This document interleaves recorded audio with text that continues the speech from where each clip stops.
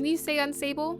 Like, I don't even know how Mark is handling everything, because at this point I'm just like, this woman is highly, highly, highly unstable.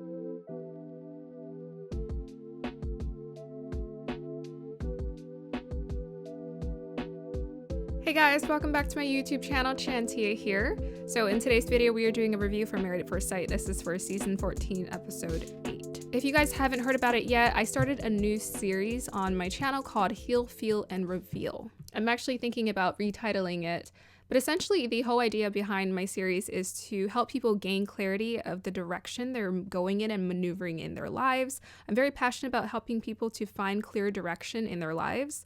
And I'm really good at kind of sifting through the muck and the mud to get straight to the core issue or the core importance or the core heart-centered value or idea that people are looking to experience more of.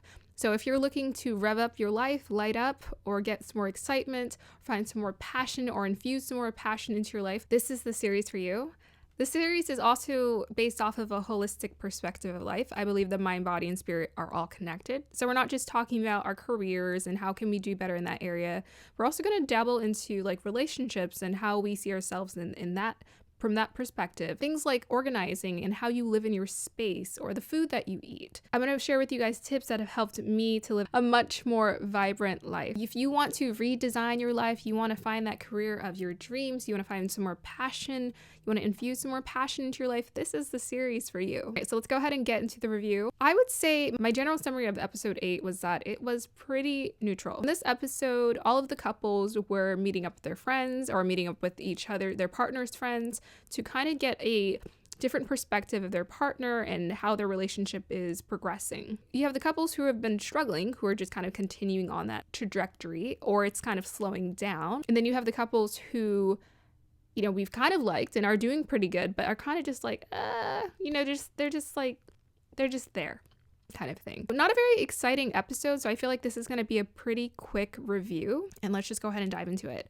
So let's go ahead and start with Alyssa and Chris. Now, there really isn't much to say about Alyssa and Chris. It's pretty much a done deal. I think Chris was at the last after party episode that he was going to do. Keisha said goodbye to him, so I'm like, if that was his last episode for the after party, I'm assuming that he's probably not going to be in the rest of the show, which is great. You know, I think he made the best decision for himself. I've seen people just kind of like ghost or create a lot of drama, and I'm glad he's finding a healthy way to detach himself. Alyssa, unfortunately, is just one of those people, she's gonna leave a bad taste in your mouth. She's talking about people assassinating her character. She's the one who's assassinating his.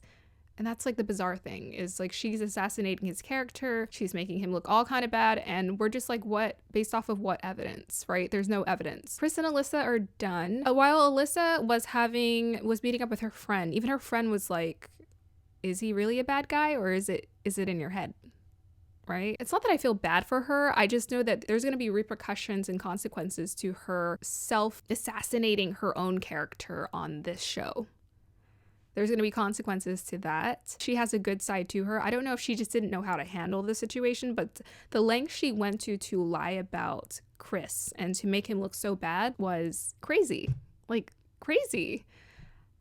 I think she's going to have a hard time finding partnerships in the future. If that's how she treats, or that's how she self-sabotages things that aren't perfect or aren't what she wants them to be. Chris, I really have nothing else to say other than I think he made the right choice for himself. He's very intelligent. He called her out. So my hope is for him is that he just doesn't hold on to any more bad blood about this, because no need. You know, this girl, you don't even know her. She doesn't even know you.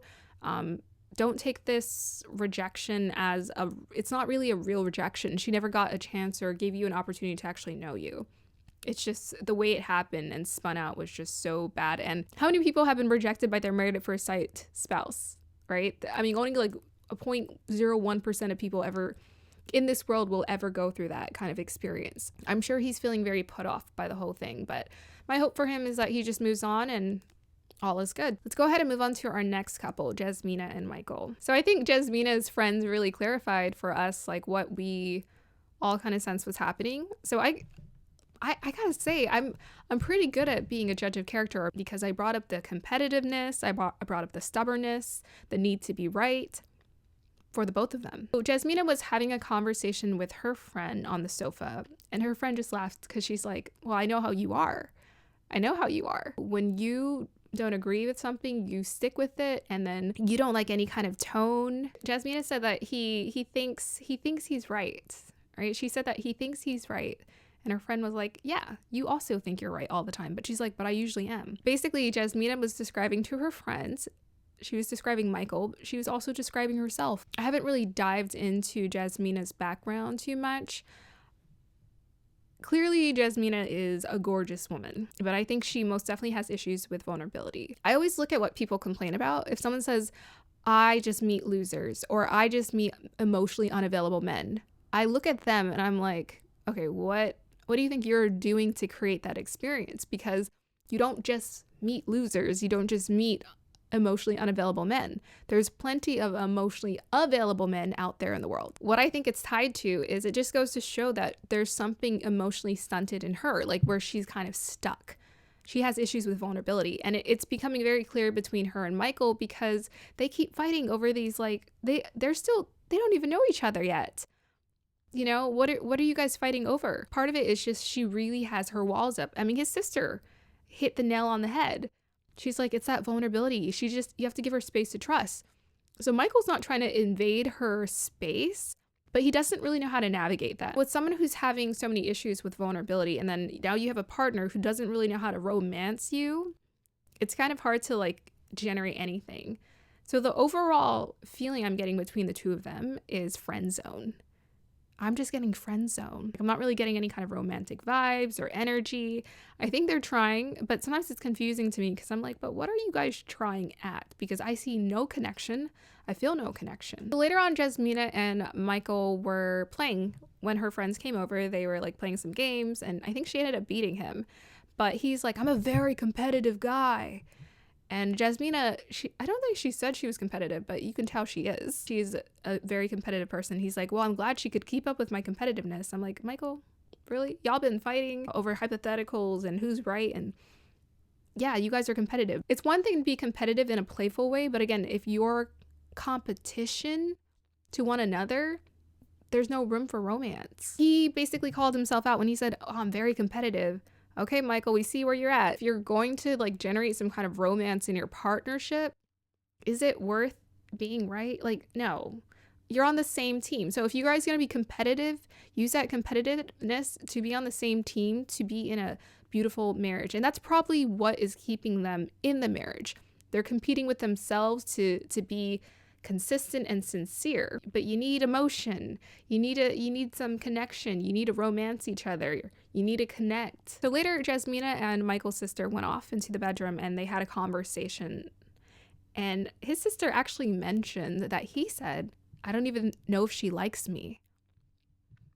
Again, I picked that up. I said that I haven't heard any compliments. When they talk about each other, I don't hear them being like, oh my God, yeah, she's so beautiful. She's so smart. She's so, you know, all those things. That should be on a 10, because in the beginning, when you meet someone, you see all of the great qualities. Those difficult qualities are a little bit harder to see. Married at First Sight intensifies the experience so much more. So you see those qualities or those negative attributes a little bit quicker because you're like, oh my God, I'm committed to this person. I might need to notice the flags like today. That's my question. Do you guys even like each other? Because I feel like they don't. And like they're trying to make it work for the sake of the arranged marriage, but I feel like they don't like each other because all they ever say is that they have things in common. So I'm really questioning, like, do you guys actually like each other? Because I don't see that.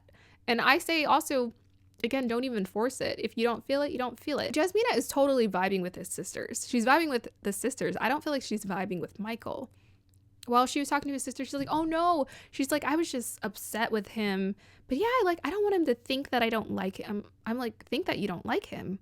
Isn't that the one thing he should be guaranteed to already know, is that you like him or not? Shouldn't that be clear every day? Oh, okay, you know, you're a good person. I like you. She's like, oh, he's a good person. He's respectful.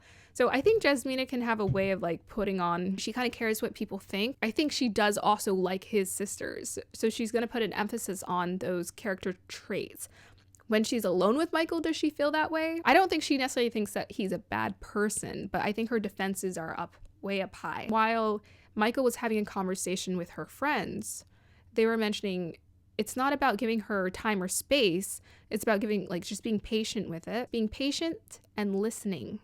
That's what they emphasize. I think that was actually really good advice, because sometimes we think, oh, people need space, but then that makes us disconnect from each other. When we give each other space, then it's like, but I want to be with you. I'm just mad at you right now. So I think that's absolutely right. It's like, don't distance yourself from people. Just like be more there, be present, but like respect their boundaries. A friend also mentioned to sift out the core issue. So immediately, as soon as there's a problem, ask her, hey, what was the problem? When Jasmina and Michael have had conversations, they got stuck on being upset with each other that they didn't even ask, like, what is the core issue? Jasmina, from what her friends have said, has a way of holding a grudge. You know, when she's upset, she's upset. She's really upset with you. She doesn't let it go. She's stubborn and she thinks she's right. I always think it's interesting when friends call you out, but then I'm like, if someone was stubborn like that all the time, I would kind of be turned off. But the thing is, she seems like really fun to be around, and she seems like a girl's girl. Like, she seems like someone you would want to be around with and have fun with. So I guess that's like part of what her friends are drawn to when they're hanging out with her, in spite of she can be stubborn, in spite of she holds grudges. I think that's all I have to say about Jasmina and Michael. There really isn't much to say. I think at one point she did say that her and Michael were doing better, but that's because they hadn't really talked. So, you know, communication was the main issue between the two of them. I hope they can learn to talk to each other in a way that is healthy, but they have to both take accountability for their part and be intentional. You have to be very intentional if you want to bring joy, excitement, connection, compassion, kindness into your relationship. You have to be very intentional about it. If we just expect people to fix their issues, then we're just so fixed on their issues. We have to be open to what more can happen. All right, so let's go ahead and move on to Katina and Elijah Wan. In the first opening scene, Elijah Wan was actually cooking for Jasmina. So he does cook for her, and he was taking into consideration what she wanted to eat. It did come up again, the cooking, when she was sitting down with her friends later. They talked about how she was going to be upset about the cooking. So he knows to what extent her effort goes when it comes to cooking. He even acknowledged when he was sitting down having a moment with his friend Jeff at the park, he told his friend that she went to the store and bought bread and milk, I think. I thought that was so funny, because I'm like, dang, like, where's the rest of the food? Where are the veggies at? Just bread and milk, really? So she just bought bread and milk. And he's like, we're buying for each other now. His friend gave great advice, which is like, you got to be patient, man. She is used to just feeding herself. Be patient with her. Talk to her, communicate that, but also be patient that she's still integrating into this partnership with you. So she's not just going to be the ideal wife. Just because she buys bread and milk doesn't make it a red flag. So I think people who are more relationship oriented tend to think about each other. They tend to think about the other person. I say this to say, because my sister's like that and my mom is like that. They're just very giving people. And they really think about, oh, I need to make sure this person has this. And so some people are hardwired like that, whereas other people are hardwired a little bit differently, and they think about themselves, and it takes them a minute to integrate into that new experience of being together with someone and sharing that experience. Elijah Wan also mentioned with his friend that the chemistry is there. They haven't been physically intimate yet. That's because he wants to make sure it's sincere.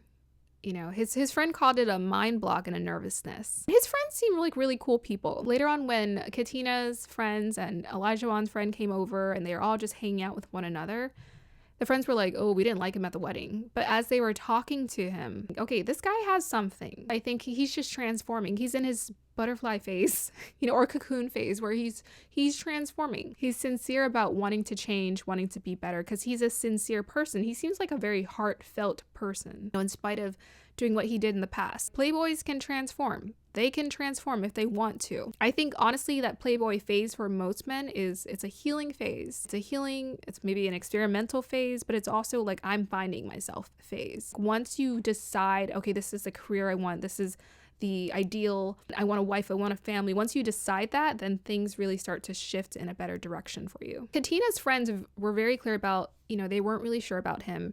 Her friend even mentioned that she's the first black woman he's ever been with. She's the first woman that he's ever been in the relationship with. And I thought that was interesting. Honestly, I was just kind of looking at like, what? Why? It just goes to show that he has a type. So he has a type maybe that he usually goes for. Black women are maybe not that typically attracted to him. I think that's what he mentioned, that he didn't find a woman that was attracted to him, or a black woman that was attracted to him. I'm curious to see how that's going to play out, because he hasn't really mentioned it. I think Elijah Wan, who's probably been with many different women, he sees Katina as like a beautiful woman, and she's his spouse. So he sees the relationship a little bit differently. I don't think he's too focused on the attraction, but it is something to think about. As Katina's friends were having a conversation and getting into a deeper conversation with Elijah Wan, they saw that, okay, yeah, he's just the type of person who doesn't filter what he says. He says a lot, and they're like, you got to watch for that. And I love that. I love that they keep calling him out on that and just being very direct with that. Your friends are going to help you. Sometimes we need help, okay? We can't just figure things out on our own. We need our friends to kind of remind us like, hey, be humble. Okay, be a little bit more humble than that. Katina, Jeff said that he really likes Katina. And Katina, her friend circle, I think, reveals a lot about her. She just seems like a genuine, caring person. I think Elijah Wan and Katina, as I mentioned before, are in a realistic place when it comes to a partnership. I feel like they're dating, they're getting to know each other, they're sharing their expectations, they're communicating with one another. So I have hopes for them. Moving on to Noi and Steve. This was kind of unexpected, right? The noodle incident. We'll call it the noodle incident, the gluten-free noodle incident. So in the opening scene, Noi and Steve were joking about buying the pooper scooper. So I thought that was cute. So she took into consideration, hey, he doesn't want to pick the poop up. So we bought something. We've agreed that we're going to pick up the poop and we're going to work together. In spite of that, Steve also cooked for her. So he's been cooking a lot for her. The two of them were having a conversation about their food traditions. I thought that was really cool, talking about like what values are important to them. And then they got into a conversation about the long term. So Steve brought up that he noticed that Noi was visibly upset about his lack of plans, so to speak. But from his perspective, he does have a plan, or he does have an idea. I think Steve is very much set or what life he wants to live for himself. He's very much embraced it. But I still think in terms of marriage, and especially for this show, this is not the right circumstances for that. No. Like, unless you were on a show called Van Life or something, or like We Travel, Spontaneous Love, maybe that would work for you, but for this show, this is not the place for that. So, I hear Steve, he's very great. He's actually a very good communicator. When Noi came back after she had left the apartment, he communicated impeccably. He's a great communicator, but just because someone can articulate something well doesn't make it right or make it necessarily reasonable. Kind of took notes of the words he used. He said, I'm fine, I'm secure. But the thing is, the way that you've been living, you're fine, you're secure for the way you've been living for yourself. When it comes to your wife and your kids, are you going to be fine? Are you going to be secure? It's very clear that he wants to continue to be self-employed or to freelance. He doesn't want to work for anyone else, which is fine. But I'm like, this is the kind of phase, that part of the building stage is something you want to do alone and single, especially unless you want someone who wants a low maintenance life, who wants a really simple, spontaneous life like you, doesn't really care about money like that, then it would probably be ideal. Most people traditionally want someone who has some kind of financial security, where there's consistent income coming in for the sake of their building their family and building their home together. So in the diary cam, later on, Steve mentioned that he had been cooking a lot lately. So before I get into this, I'll go back to the conversation they had with their friends. But he did mention that he had been cooking a lot. So yeah, cold for there's more going on behind the scenes. So later on, Steve and Noi's friends come over. Noi has a conversation with his friends, and apparently Steve has more than enough opportunity to get hired somewhere to have a stable job.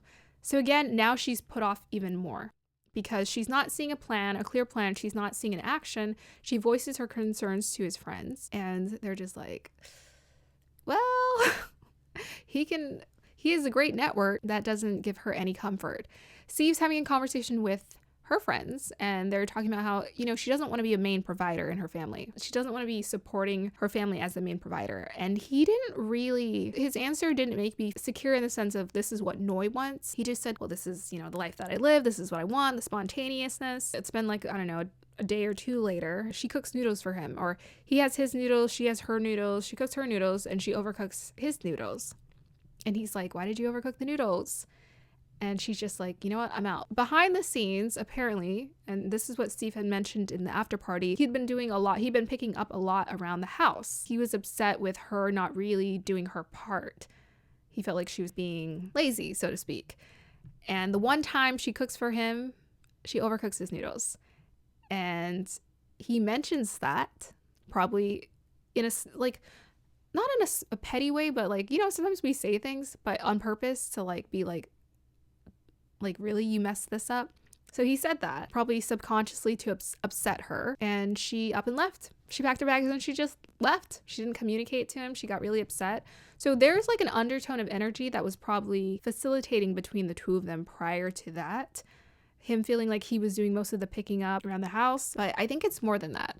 I think to some degree, Noi has decided in her head that she doesn't want to do a lot for this guy because he doesn't seem like he wants to do a lot in terms of their future. We're starting to see like a subtle dynamic play out between the two of them. Now, later on, Noi came back to the apartment and Steve communicated impeccably to her. He told her, hey, you can't just leave the apartment. We're married. You need to talk to me. If you're upset, you need to let me know other than just up and leaving. So he handled it beautifully. Noi, on the other hand, just like went silent. Like she wasn't actually sorry. She wasn't actually apologetic. And that is problematic. So again, you start to see again why people are single. It's like, okay, you don't know how to handle conflict? That's not how you handle conflict. You can't just up and leave and then post on social media on top of that. I'm just like, oh no, I know. The two of them are going to have to figure that out. I don't think they're doomed, so to speak, but I think we just learned what their weaknesses are. Yeah.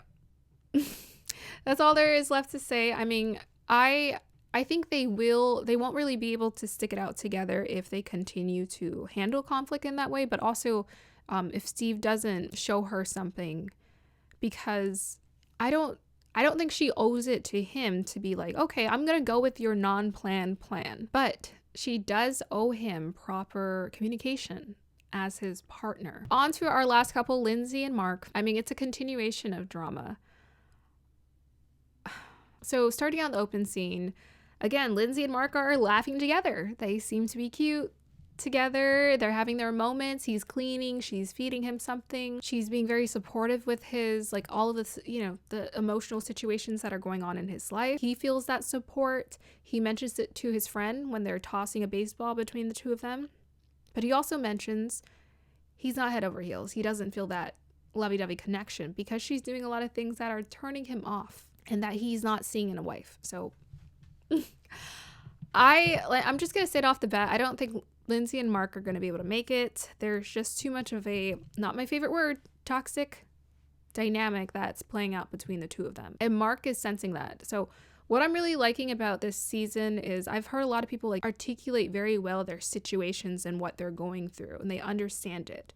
And just like Chris, I want to see people make effective choices that are right for them, because this person is a stranger. So I'm like, if you see flags, take note. So later on, Lindsay and Mark's friends come over. They're getting advice from each other's friends. Mark, again, is asking for a lifeline and asking someone to help him to figure out how to reel Lindsay in. The advice from her friends is that he just tackles it head on, and he mentions it and he communicates that to her.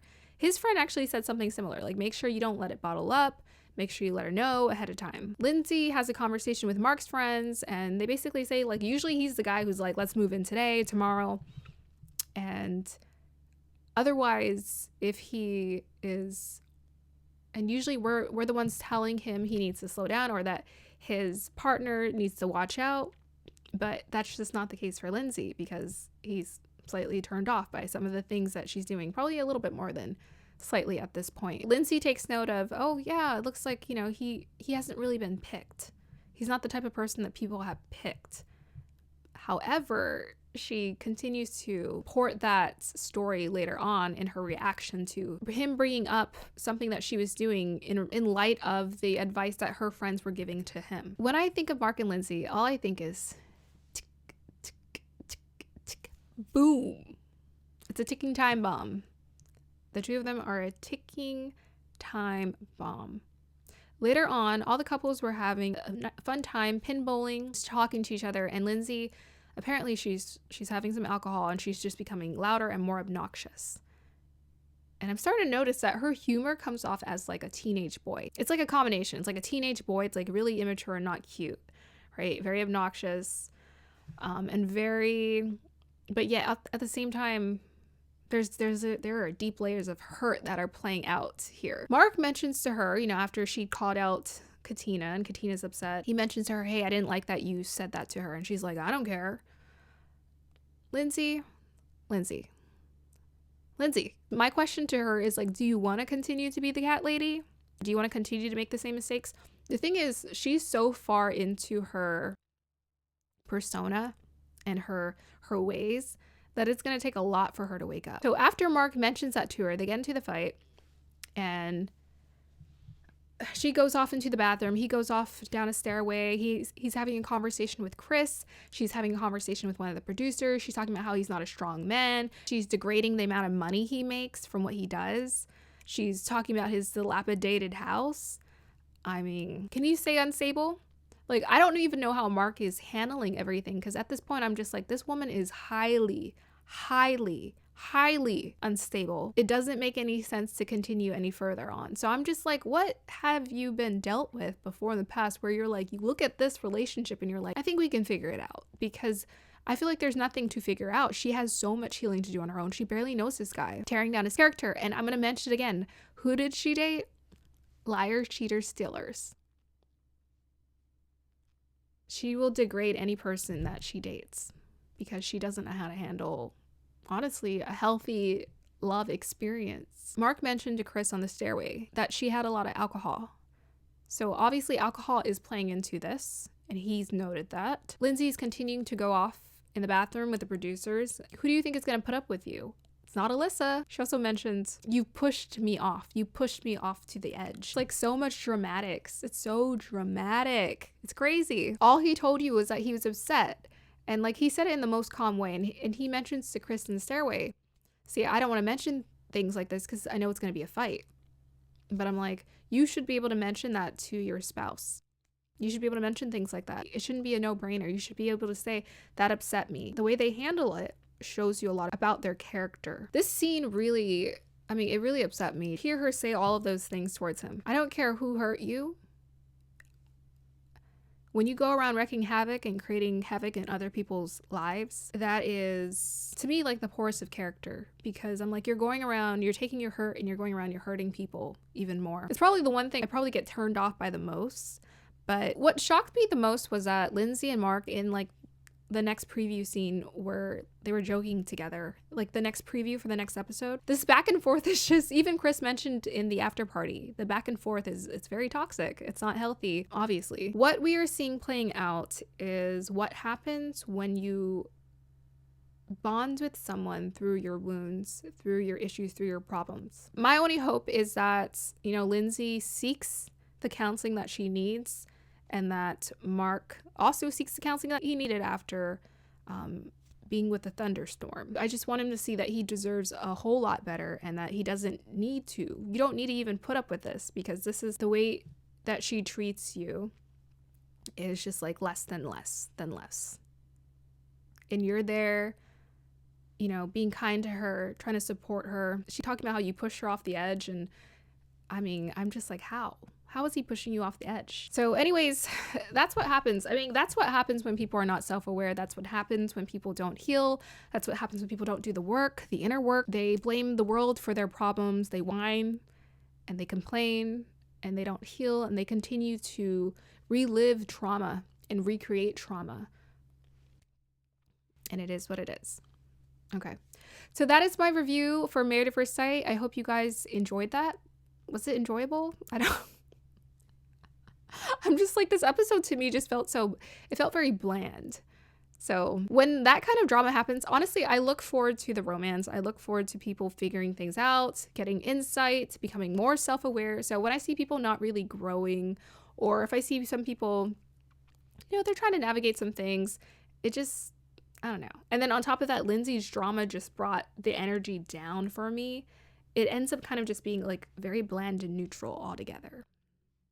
So that is my review. All right, so I'm gonna go ahead and end it here. I'm currently doing a 20% off coupon for all of the things in my store in honor of February 2022. So all the twos. I'm doing a 20% off coupon. I'm gonna go ahead and play a commercial for you guys so you can see what to do on my website. I finished editing my website. Oh my gosh, it's been crazy. I'm not a coder, but I've learned so much about coding thanks to me deciding to build my website from the ground up, which is just great. Make sure you guys are here for my next review of Married at First Sight. I hope you have a wonderful day or evening. Bye. If you guys haven't already, go ahead and hit that like, subscribe button down below. So I'm currently doing a 20% off coupon on my website. You want to go ahead and copy that to your clipboard. I know most of us use our cell phones. That's why I'm showing the cell phone version. My website tells you more about me. As most of you guys know, I am an artist. I do photography, painting, and drawing. Yes, I have a newsletter for my website. This is my Instagram post. It's actually missing an S on that coupon code, but I'm going to go ahead and put it down in the box below. So I'm just showing you how to navigate the menu, drawing prints, art prints, photography. Once you go ahead and find one you like, and you find the size that you like, you can go ahead and add that to the cart.